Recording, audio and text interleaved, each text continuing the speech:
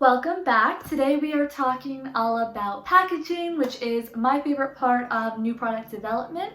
And I specifically want to talk about how you can source stock packaging and how you can customize stock packaging to really make the most of it, to elevate your branding, and to keep your budget in check and to keep your startup costs low. I've launched products obviously in mass market national retail, and I've launched products in e-commerce, both with custom packaging and customized stock packaging. So I've learned a lot along the way, and I want to share that information, but I also want to share a bunch of packaging ideas and a bunch of specific links to products and packages that you can follow and look at if you see a photo or if you hear me talking about something that sounds like it could work for your product. So I've actually linked all of those things with the photos down below to make it all easier. So let's start with the primary packaging, which is maybe not the most fun to talk about, but very important. So my smoothie line comes in these glass bottles with a metal closure. This is my primary package. I then will put a custom label on and we'll get into all of that. But this is my primary package. I have a pretty similar one for our water enhancers. And then for our oatmeal, I do kraft pouches, which look like this, and I have 8 servings that go in here, and I further customize it. I have a smaller one of these, which are for single servings, which are fantastic for samples. And what's great about these, you can get these literally from Amazon for a great price. I've linked them below.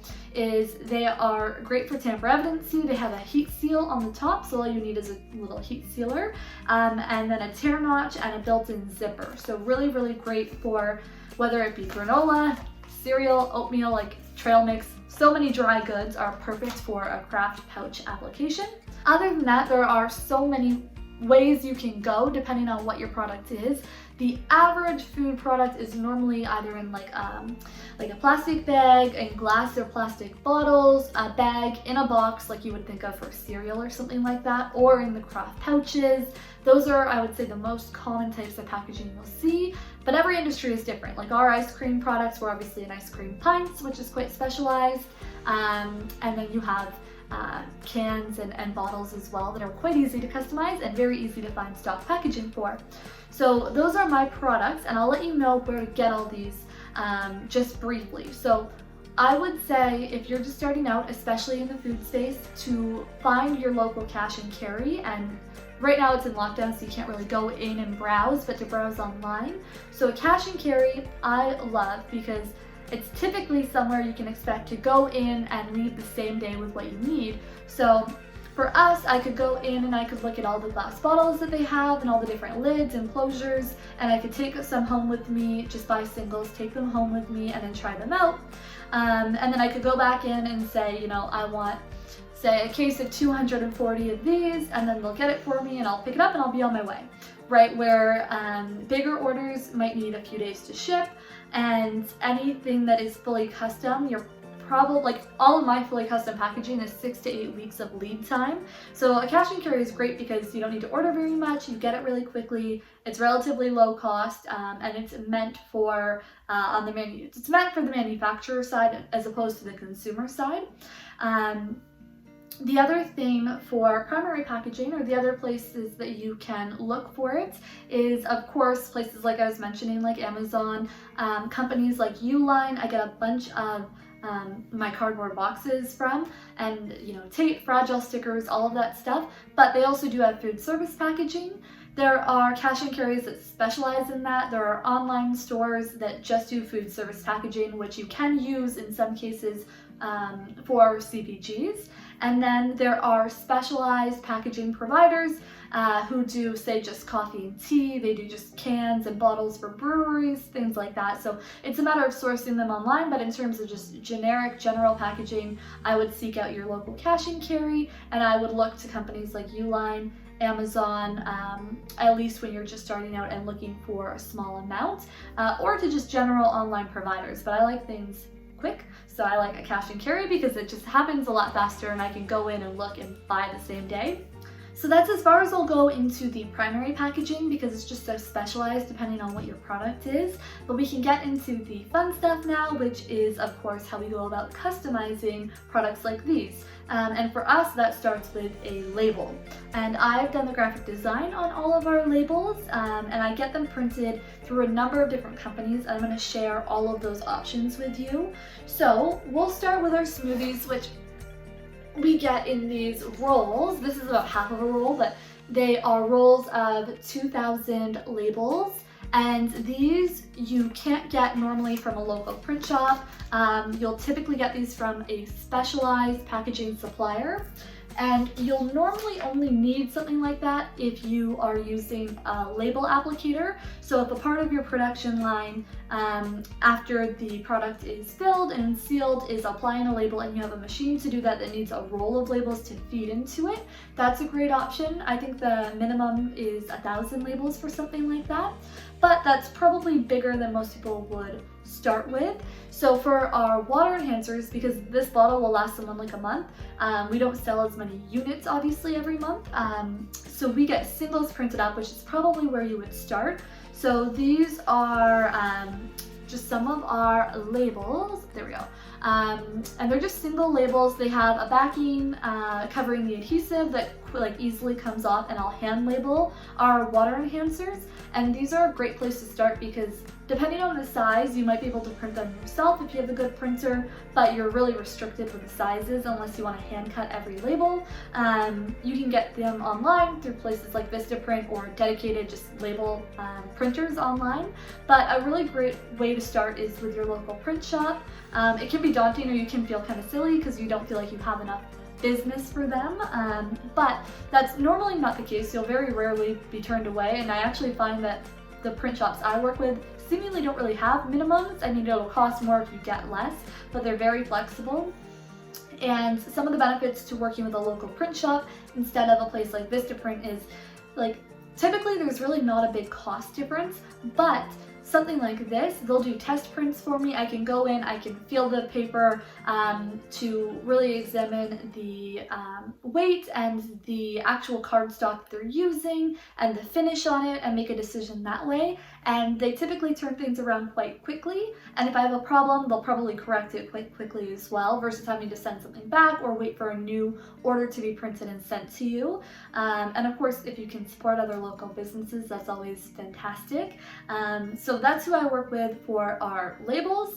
And just to recap, the options for label printing are essentially, obviously you can print them at home, you can get them printed through companies online, and then you can get them through your local print shop, or you can get them if you need a bigger volume or you have more complex specifications, like you need a custom die plate or you need warped labels or something like that. Then you would go through a dedicated packaging printer that works in that space.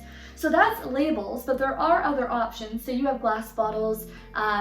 There's obviously there's so many ways to print information and copy onto any kind of packaging. But another option is obviously shrink sleeves, which would be custom printed, and then they would go over top, and either with a heat gun or through a little heat tunnel, it would shrink to the bottle and it would cover the entire thing, which can be really nice, especially if you don't have a product that you really want to showcase. Like if I don't want to see the color of this, a shrink label could be something that works really well.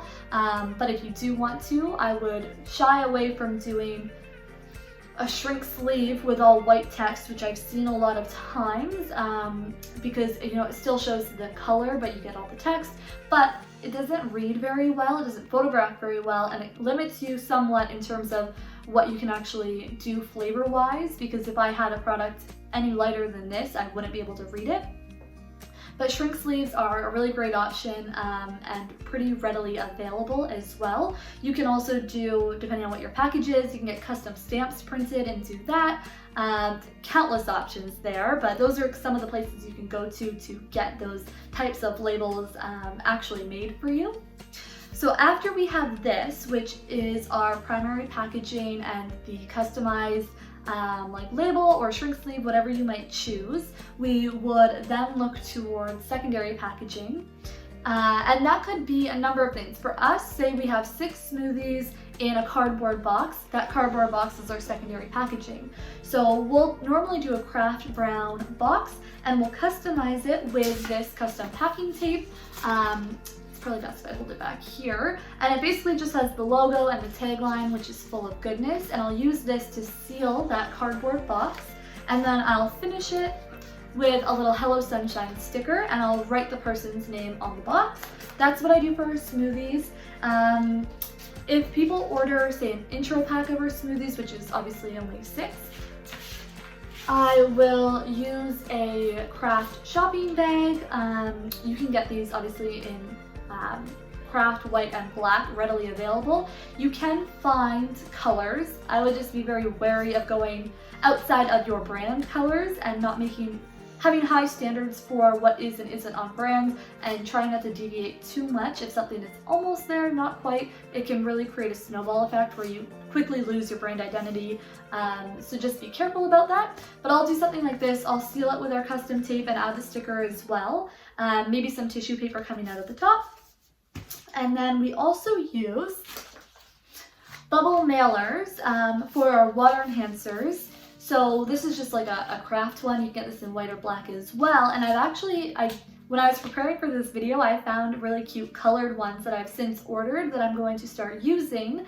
And they were just a really cute peach colored bubble mailer. So I'm excited about that. But these are pretty great as well. Relatively easy to customize if you want to do stamps or stickers or anything like that.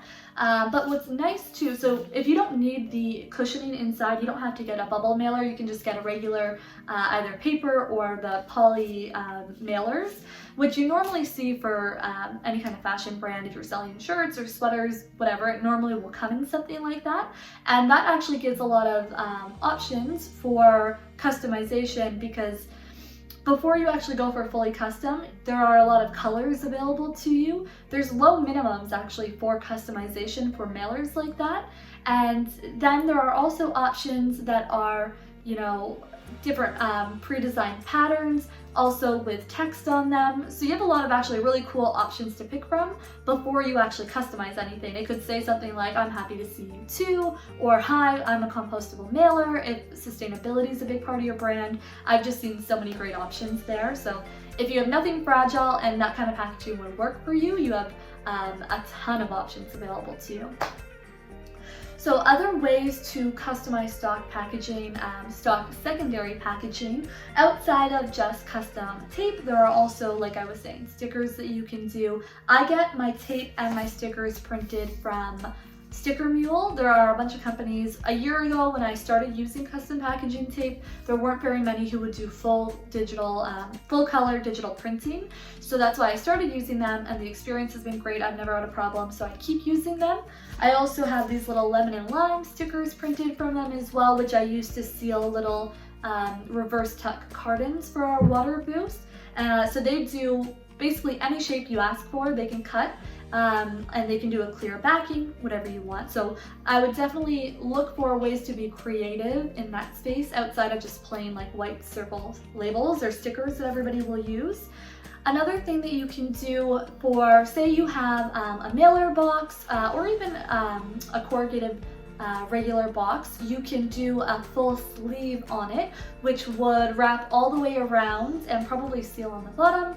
And then you might be able to see a little bit of the box on either side, maybe 1 to 2 inches. And that always looks really nice, especially if it is a curated set or a gift set, something like that. I just really love the look of. So doing a full sleeve around a stock box is always really nice as well, versus doing, custom tape on it.